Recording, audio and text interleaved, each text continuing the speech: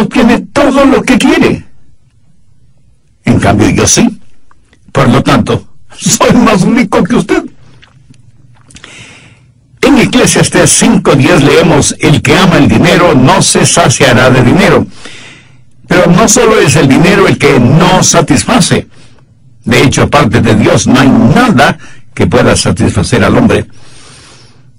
Se cuenta de un pequeño niño a quien le gustaban muchos los pancakes. Era un verdadero glotón comiéndoselos. Así que su mamá decidió curar de esa glotonería. Una mañana le dijo: Juanito, voy a hacer todos los pancakes que puedas comer. Juanito no lo podía creer. Y cuando estuvieron listos, él empezó a comérselos primero a toda velocidad, y luego un poco más lentamente, y más tarde en cámara lenta. Y su madre le seguía sirviendo pancakes. Y viendo que había dejado de comer, le preguntó: ¿qué pasa, mijo? ¿No quieres más pancakes? Y Juanito contestó: no, mamá, y ni siquiera debí haber comido los que ya comí. Mi amigo, eso ilustra muy bien que en lo más profundo de nuestro ser, ya sea en las vísceras, en el estómago, es más que solo un juego de palabras. Y ese secreto lo encontramos en el maravilloso Salmo 23. Sin embargo, debo reconocer que cuando nos referimos al Salmo 23, estamos en terreno tan, pero tan conocido que podemos decir: oh, yo sé eso. El proverbio bíblico dice que la familiaridad produce el menosprecio. Y nunca es más cierto que en lo referente al Salmo 23. Porque todos estamos familiarizados con él. Y seguramente es el pasaje bíblico más y mejor conocido en toda la Biblia. El Salmo 23 es una joya de la literatura. Personalmente creo que es una de las 7 maravillas del mundo literario. Pero fue dado por inspiración. Por eso no solo que es hermoso, sino que es maravillosamente verdadero. No en vano es citado en jardines de infantes, tanto como en campos de batalla, en ceremonias matrimoniales, tanto como en funerales. Por lo tanto, no es de extrañarse que los niños lo puedan entender y los eruditos se queden poco menos que perplejos. Se dice que la Biblia, la palabra de Dios, es tan pero tan profunda que los entendidos pueden nadar en ella sin poder jamás llegar al fondo, y sin embargo es tan segura que los niños pueden estar en ella sin temor de ahogarse. Y eso es absolutamente cierto. Y eso es verdad con el Salmo 23, y que muchos, no solamente cristianos, lo saben de memoria. Y aunque usted lo sepa, le invito a leerlo una vez más. Jehová es mi pastor, nada me faltará. En lugares de delicados pastos me hará descansar. Junto a aguas de reposo me pastoreará. Confortará mi alma. Me guiará por sendas de justicia por amor de su nombre. Aunque ande en valle de sombra de muerte, no temeré mal alguno, porque tú estarás conmigo. Tu vara y tu cayado me infundirán aliento.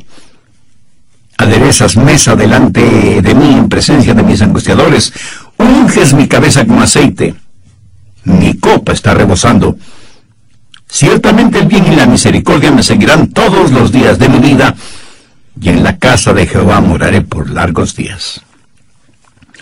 Nos vamos a concentrar en el primer versículo, que en algunas versiones empieza con la declaración: el Señor es mi pastor. Note que es el Señor. No es simplemente un Señor, es el Señor. Cuando David escribió este salmo, los egipcios tenían 360 dioses primarios, o sea, uno para cada día del año. Los cananeos, en cuya tierra estaban los israelitas, también tenían muchos dioses, pero David sabía que había un solo Dios, un solo Señor, Jehová. Podemos poner el énfasis en esa palabra: Señor, el gran soberano y eterno Dios. El Dios que reina sobre todo y sobre todos. Él es el Señor, sea que lo reconozcamos o no.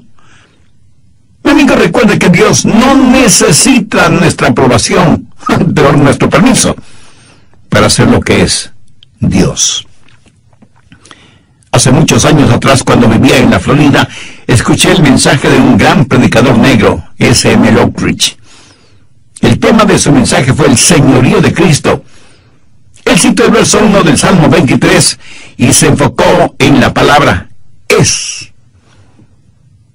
Y él dijo, el Señor siempre es.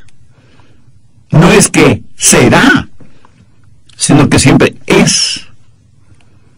Me gusta ese pensamiento porque habla de la eternalidad, la inmutabilidad de nuestro gran Dios. No se pueden aplicar los tiempos verbales cuando se habla acerca de Dios. El Señor es mi pastor. Note aquí cómo se personaliza el asunto. Es mi pastor. Esto habla de una relación personal con Dios. Él es mi pastor, con letras mayúsculas. Él es responsable de todo cuanto sucede a mi alrededor. El cuidado que yo como su oveja necesito. Y ahí está el secreto de nuestra satisfacción. Pero quiero que ponga atención a las palabras, el Señor. Ahora piensa en la soberanía de Dios, porque el Señor es un Dios soberano. Algunas versiones de la Biblia, como la Reina Valera, dicen, para los judíos el nombre Jehová o Yahweh es total y completamente sagrado. Y hace referencia al Dios con existencia propia, sin comienzo y sin final, el gran yo soy. Ese Dios es, Jehová es mi pastor.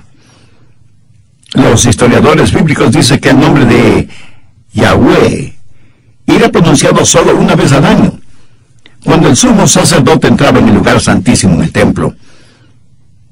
Y cuando un escriba estaba traduciendo las escrituras y encontraba la palabra Yahweh, dejaba la pluma, y esto es literal, dejaba la pluma con la cual estaba escribiendo y utilizaba una pluma nueva para escribir Yahweh.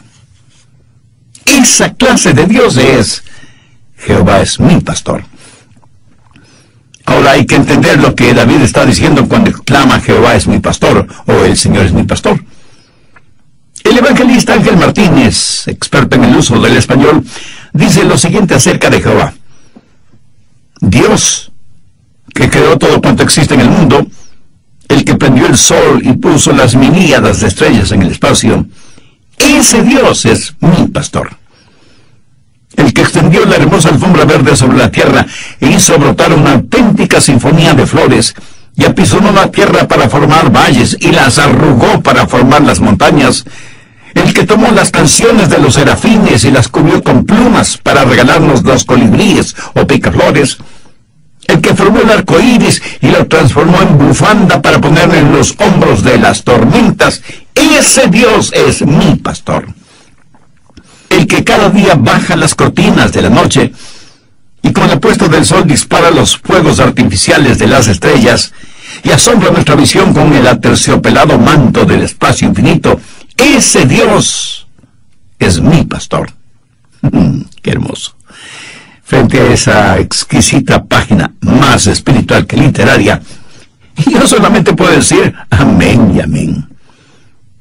Al leer el verso 1 del Salmo 23, vemos lo que bien podemos llamar un Dios soberano, Jehová, Yahweh, el gran yo soy, que gobierna sobre todo lo creado. Y sin embargo, David lo hace tan personal, tan íntimo al decir, Jehová es mi pastor. Ahora, nunca se olvide que el Jehová del Antiguo Testamento es el Jesús del Nuevo Testamento. Cuando decimos Jehová, estamos hablando de su divinidad. Cuando decimos pastor, estamos hablando de su humanidad. En el capítulo 10 de Juan, Jesús abre el misterio del Salmo 23 cuando menciona que Él es el buen pastor. En el Señor Jesucristo no solo encontramos soberanía, sino también simpatía. Rey y pastor, soberano y compasivo, un Dios que todo lo puede, un pastor siempre disponible, un Dios en los cielos y un pastor en nuestro corazón. Jehová es mi pastor. 3 veces en el Antiguo Testamento Jesús es descrito como buen pastor. En Juan 10:11 Jesús dijo, yo soy el buen pastor. Ahora cualquier pastor puede perder la vida por sus ovejas. Pero no es eso lo que Jesús dijo. Él dijo, el buen pastor da su vida por las ovejas. ¿Sabe usted que en la historia de la humanidad ha habido solo una persona que voluntariamente escogió morir por otros? Su nombre es Jesús. Y algunos de ustedes me dirán, pastor, eso no es cierto. Los suicidas y los terroristas suicidas escogen el morir. ¿Cierto? Escogen el morir, pero no para salvar a nadie. ¿Lo entiende? Solo Jesús, el único que no debía haber muerto, murió para dar vida, no para traer muerte. Sabe que todos nosotros vamos a morir. Unos más temprano que otros, pero todos, sin ninguna excepción, vamos a morir. Los suicidas escogen el morir un poco más temprano, eso es todo. Pero Jesús dio la vida por sus ovejas.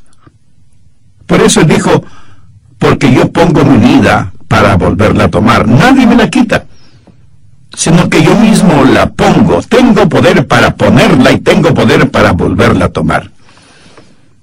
Escúcheme, no fueron los clavos los que sujetaron a Cristo en la cruz. Fue el cordón carmesí de su amor y los dorados lazos de la redención que sujetaron a Cristo en la cruz del Calvario. Una oveja puede perder su vida para proveer al pastor de abrigo y alimento, pero ¿alguna vez he escuchado de algún pastor dando la vida por sus ovejas? Y sí, es inimaginable que eso suceda. Es más, inimaginable que Dios muera por los hombres. Pero Jesús es el buen pastor, que da su vida por las ovejas.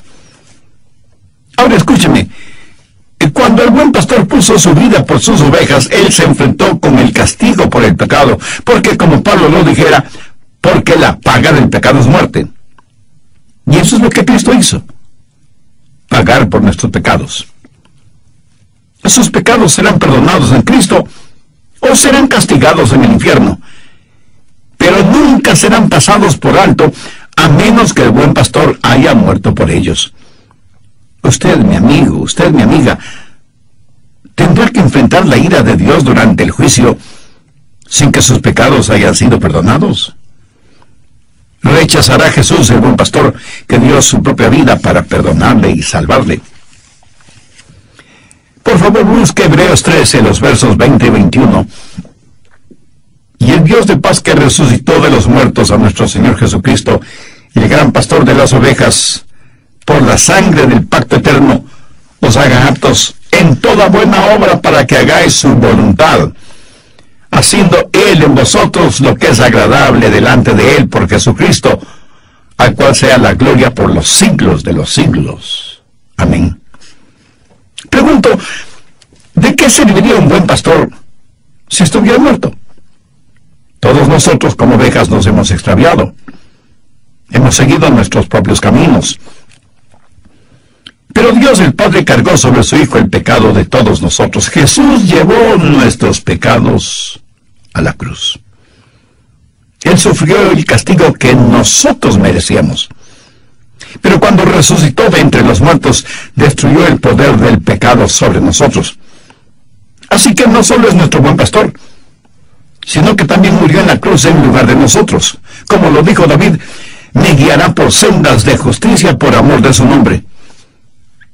Jesús no solo murió por nosotros, sino que ahora vive para nosotros. Creo que por eso es llamado el príncipe de los pastores.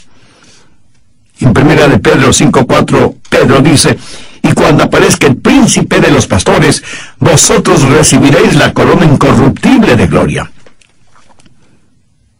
Amigo, bien podemos resumir el ministerio del Señor Jesucristo en la siguiente forma. Primero, como el buen pastor, Él tiene que ser bueno para morir por nuestros pecados. Segundo, como el gran pastor, tiene que ser grande para hacer lo que hizo, resucitar de entre los muertos y eliminar no solo la pena por nuestro pecado, sino también librarnos del poder del pecado. Tercero, como el príncipe de los pastores, Él pronto regresará para liberarnos de la presencia del pecado. Piensa en lo siguiente. Jesús pronto regresará. Le diré que mientras más leo periódicos y revistas, y mientras más escucho y veo lo que sucede alrededor del mundo, más convencido estoy de que la segunda venida del Señor está más cerca de lo que pensamos. Una de las hermosas cosas que tiene la Biblia son las pequeñas y significativas señales de inspiración, que en realidad son grandes señales si es que las vemos como debemos verlas. Por ejemplo, hay 3 salmos que forman un extraordinario tríptico. Salmos 22, 23 y 24. En el Salmo 22 encontramos la crucifixión de Cristo. Recuerden que este salmo fue escrito como si su autor hubiera estado presente al pie de la cruz. Echaron suerte sobre sus ropas, perforaron sus manos y sus pies, se escucharon hirientes palabras, insultos de parte de sus enemigos. Todo esto lo encontramos en el Salmo 22. Estos son los salmos proféticos que se cumplieron al pie de la letra en la vida de Jesús. Asimismo se cumplirá Juan 5:14. De cierto os digo, el que oye mi palabra y cree al que me envió, tiene vida eterna, y no vendrá condenación, mas ha pasado de muerte a vida. El tener a Jesucristo como su Salvador y Señor es el verdadero secreto de la satisfacción. ¿Está usted buscando esa satisfacción en las personas incorrectas o en las cosas equivocadas? En nuestra vida natural, un error puede ser corregido. En nuestra vida espiritual, un error nos puede condenar para siempre. El ministerio del Señor Jesucristo bien puede ser resumido de la siguiente manera. Primero, como el buen pastor, Él tiene que ser bueno para morir por nuestros pecados. Segundo, como el gran pastor, tiene que ser grande para hacer lo que hizo: resucitar de entre los muertos y eliminar no solo la pena de nuestros pecados, sino también librarnos del poder del pecado. Y tercero, como el príncipe de los pastores, Él pronto regresará para liberarnos de la presencia del pecado. Piensen en lo siguiente: Jesús pronto regresará. Le diré que mientras más leo periódicos y revistas, mientras más escucho y veo lo que está sucediendo alrededor del mundo, más convencido estoy de que la segunda venida del Señor está más cercana de lo que nosotros pensamos. Una de las hermosas cosas que tiene la Biblia son las pequeñas y significativas señales de inspiración, que en realidad son grandes señales si es que las vemos como debemos verlas. ¿Qué es lo que encontramos en el Salmo 23? Encontramos al gran pastor guiando a sus ovejas. El buen pastor que está vivo porque resucitó de entre los muertos. Y el Salmo 24 describe al príncipe de los pastores viniendo por sus ovejas. Veamos los versos del 7 al 9 del Salmo 24. Alzad, puertas, vuestras cabezas, y alzaos vosotras, puertas eternas, y entrará el Rey de Gloria. ¿Quién es este Rey de Gloria? Jehová el fuerte y valiente, Jehová el poderoso en batalla. Alzad, puertas eternas, y alzaos vosotras, puertas eternas, y entrará el Rey de Gloria. ¿Quién es este Rey de Gloria? Jehová de los ejércitos. Él es el Rey de la Gloria. ¿Es eso maravilloso? En estos 3 salmos descubrimos a Jesús como el buen pastor, como el gran pastor y como el príncipe de los pastores. Y este pastor murió para pagar por la culpa de nuestros pecados. Y este príncipe de los pastores vendrá otra vez y aparecerá en gloria para alejarnos de la presencia del pecado y para liberarnos del poder del pecado. Y seguramente alguno de ustedes me preguntará: pero pastor, ¿no iba a hablar acerca del secreto de la satisfacción? Mi amigo, escucha atentamente lo que voy a decir. El Salmo 23:1 es la llave para entender el resto del Salmo. Mira, cada pasaje de las Escrituras tiene una llave o una clave, si así lo prefiere, para entender ese pasaje. En el Salmo 23, la llave está colgada allí, en la puerta principal. Y muchos de ustedes, con una expresión de yo no lo entiendo en su rostro, seguramente me preguntarán: Pastor Rogers, ¿cuál es esa llave? Bueno, dicen que las cosas que están más a la vista son las que menos se ven. En el caso que nos ocupa, la llave o clave es la siguiente: Jehová es mi pastor, nada me faltará. Usted tiene un soberano, Jehová. Usted tiene un pastor, Jesús. ¿Quién es el Jehová pastor de nuestras vidas? La soberanía de Dios y el cuidado del pastor es el secreto de la satisfacción. Jehová es mi pastor, nada me faltará. De paso, permítame decirle que esa es la única manera de tener satisfacción. Usted nunca tendrá verdadera satisfacción hasta que sea realidad en su vida que Jehová es su pastor y que nada le faltará. Muchos creen que el secreto de la satisfacción está en tener un Dios que puede darles todo, pero están totalmente equivocados, porque el secreto de la satisfacción es Dios mismo. Sus necesidades nunca serán satisfechas hasta que tenga una relación íntima y personal con Dios. Y seguramente usted ya habrá descubierto que las cosas nunca le darán satisfacción. Muchos malinterpretan el Salmo 37:4 que dice: deleítate a sí mismo en Jehová y Él te concederá las peticiones de tu corazón. Muchos creen que eso significa: bueno, si yo amo a Jesús, tendré un automóvil Mercedes-Benz o un Cadillac, o cualquier otro automóvil caro y lujoso, o que tendré una impresionante y fabulosa mansión y una cuenta bancaria con 7 cifras. Ahora, clase de petición. El apóstol Pablo fue muy claro al decir: digo pues, por la gracia que me es dada, a cada cual que esté entre vosotros que no tenga más alto concepto de sí que el que debe tener, sino que piense de sí con cordura, conforme a la medida de la fe que Dios repartió a cada uno. Escúcheme, el más profundo deseo de nuestro corazón debe ser el tener a Jesús en nuestras vidas. Eso es lo que nuestro espíritu desea. En Hechos 17:28, Pablo dice: porque en Él vivimos y nos movemos y somos. La verdadera satisfacción no está en las cosas que Él nos da, sino en que Él mismo se da a nosotros. ¿Qué es lo que quiere Dios que los peces hagan? Pues que naden en las aguas de ríos, lagunas y mares. ¿Qué es lo que Dios quiere que las aves hagan? Pues que vuelen. Ahora, si usted saca un pez del agua y lo pone en un árbol, o si pone a un ave dentro del agua, tendrá a un pez y a un ave completamente infelices, porque los ha sacado de su elemento natural: agua, en el caso del pez, y aire, en el caso del ave.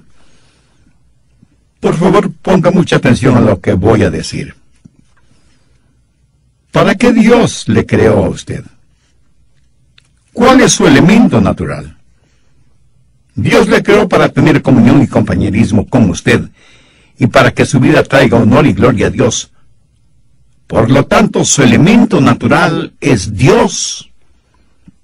Y cuando estamos fuera de nuestro elemento natural, seremos como pez fuera del agua, o como un ave hundida en el agua.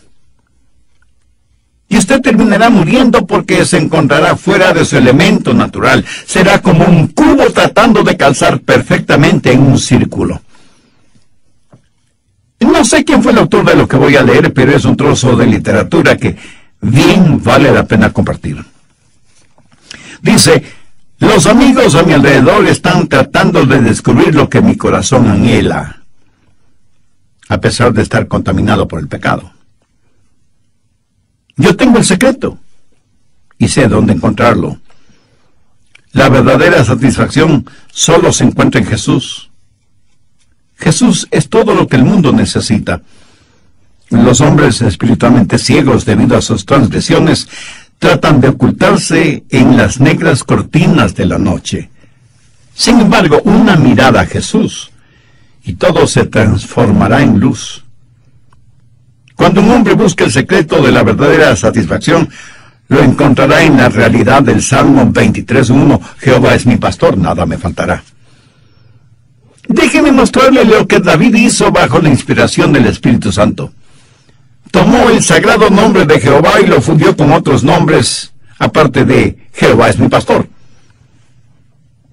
¿Sabe que hay por lo menos 7 veces en la Biblia en donde el nombre de Jehová se funde con otro nombre para formar un nuevo nombre de Dios? Veamos algunos de ellos. Salmo 23:1.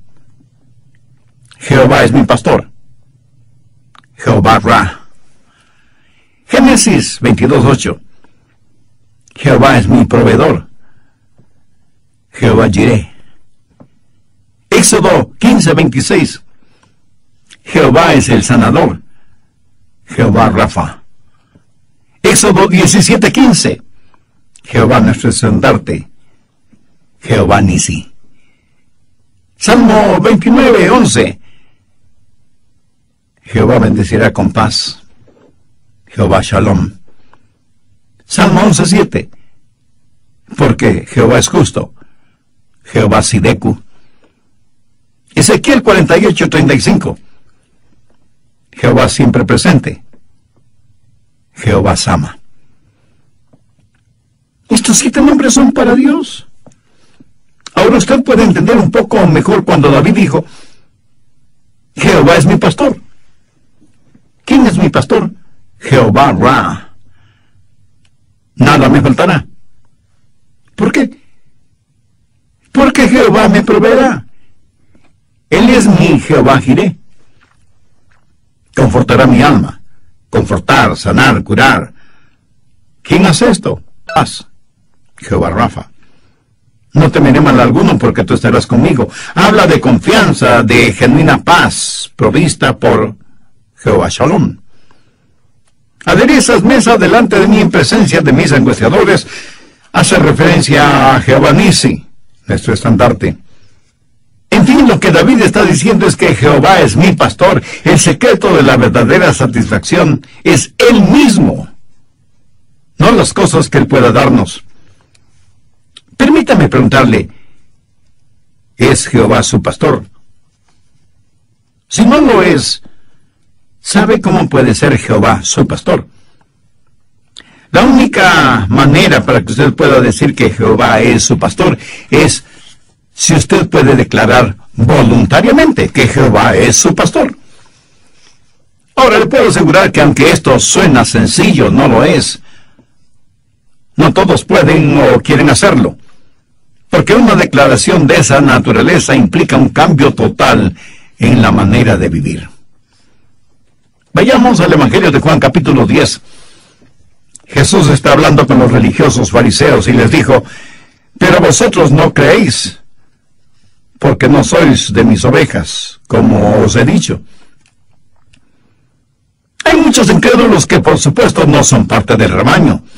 Si usted no es parte del rebaño, es imposible que usted pueda decir, Jehová es mi pastor. Y más bien seguirá siendo uno de los chivos de Satanás. Deseo que note algunas cosas muy peculiares en Juan 10, verso 27. Mis ovejas oyen mi voz, y yo las conozco y me siguen. Ahora preste atención a lo siguiente. Cuando usted dice, mi pastor, el pastor dice, mi oveja, que oye mi voz, que me conoce, que me sigue. Amigo, permítame preguntarle, ¿es Jesús su pastor, su salvador, su Señor? ¿Tiene usted una relación personal con Él? Ahora, la relación con Jesús no solo debe ser personal, sino también permanente. Mire el verso 28. Y yo les doy vida eterna y no perecerán jamás. Un pastor terrenal común y corriente alguna vez perderá a una de sus ovejas. Pero el buen pastor jamás ha perdido ni una sola oveja. ¿Por qué? Porque él nunca ha faltado a ninguna de sus promesas. Y yo les doy vida eterna y no perecerán jamás. Y si usted me pregunta si yo creo en la eterna seguridad del creyente, le contesto rotundamente que sí. Creo en la eterna seguridad del creyente porque en Juan 10, 28 tengo la promesa de Dios mismo, y yo les doy vida eterna y no perecerán jamás, ni nadie las arrebatará de mis manos.